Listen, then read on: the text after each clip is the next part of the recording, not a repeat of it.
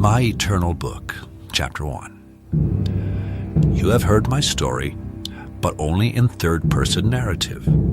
I'm sending you this third book explaining some things that have created confusion and even war on Earth due to misinterpretations of how I created the Earth and how I ruled it. Sorry, I'm a little bit nervous.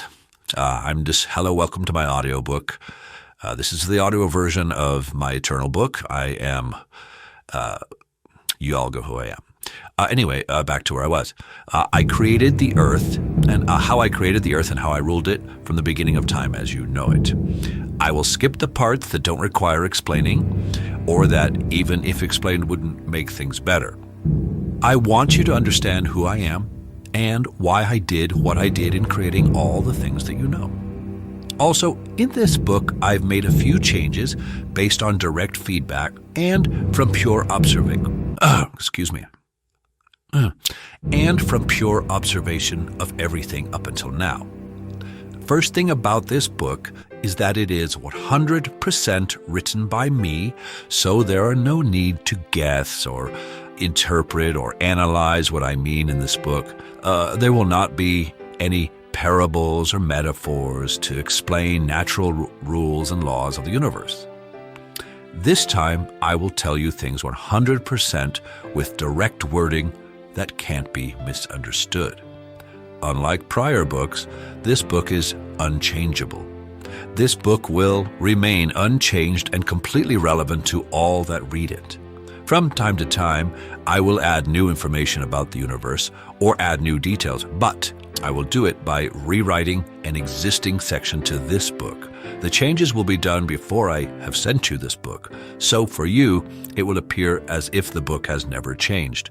In fact, I added this next few lines 3,500 years after I first created this book. This book is the only never-changing eternal book I will ever write. I know some of you will think there could be another book about me or by me, and yes, people will write books claiming to interpret my words. But my words in this book will never require interpreting, and I will never add to this book. As far as you are concerned, this book is the same as it was today as it was when I first created. And even this part that I added 9,000 years after the first creation appeared in this book in all the minds that read it instantaneously. You are probably wondering if there is a difference between the Chinese translation of my word and the now very popular English edition. Well, there aren't different versions, translations, or editions of this book. Any reader of this book will understand it no matter the language they are initially programmed with. Even people who don't know how to read, those who have no sight, and even those who don't believe in my very existence can read and understand my book unambiguously. Do not doubt this. There is no way possible for someone to not understand this book. I am the creator of everything, so of course I have the power to make such a book. Let me set this first and most important thing straight. You all have free will.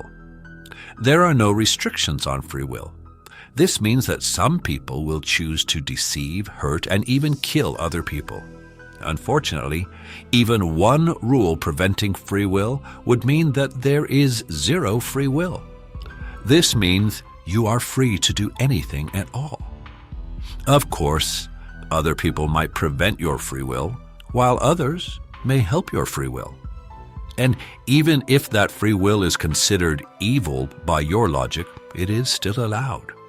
I can't change the actions of any person, no matter how many prayers you send, because any change I make nullifies free will. So that leads to the next thing.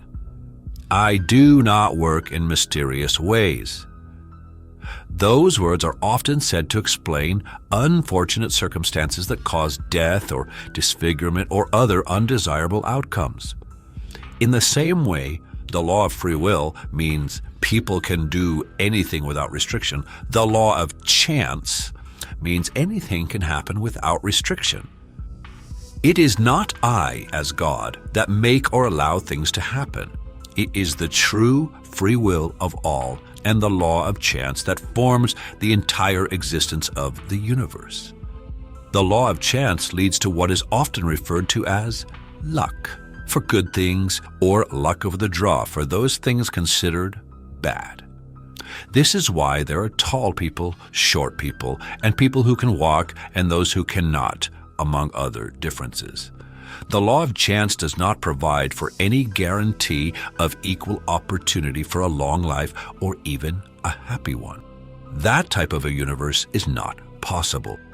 A universe without free will, and consequently without chance, is not possible and never has been. Any other interpretation of these truths are untrue. Universal free will and the law of chance mean that there is no universal right and wrong. Every one of you, of course, are free to make your own right and wrong. You are also free to teach these rights and wrongs to other people. There is no restriction on how you teach these rights and wrongs. That I will call personal truth from now on. You are free to use kindness, good deeds, and compassion to spread your personal truths. Or, as you wish, you can lie, mislead, threaten, or even kill to spread them. Free will has already allowed for this for your entire existence. The purpose of this chapter has been fulfilled. It is unambiguous, and all that read it understood. In the next chapter, I will explain what the meaning of your life is and discuss what my advice is for you how to live it. It will be just as unambiguous as this first chapter. See you then. This is Audible. Just kidding, this is God.